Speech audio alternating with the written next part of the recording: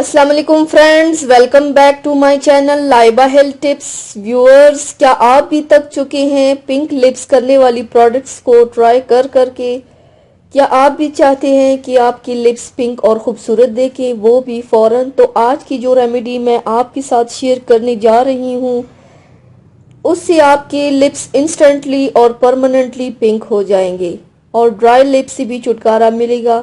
तो चलिए शुरू करते हैं, पर इसके पहले प्लीज मेरे चैनल को सब्सक्राइब कर लीजिए और बेल आइकन को दबाइए एवरी लेटेस्ट ब्यूटी अपडेट को सबसे पहले पाने के लिए। इसके लिए आप लोगों को चाहिए बादाम पिसे हुए 4 चाय के चम्मच, नारियल का तेल 4 चाय के चम्मच, नींबू का रस 2 अदद, दूध 5 चाय के चम्मच। अब आपको क्या करना है, आपने इन तमाम इंग्रेडिएंट्स को अच्छी तरह से मिक्स करके आपने इसको फ्रिज में रखना है। जब ठंडा हो जाए तो आपने फिर इसे अपने होंठ पे अप्लाई करना है।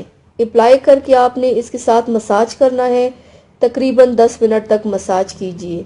मसाज करने के बाद होंठ को ठंडे पानी से धो लीजिए।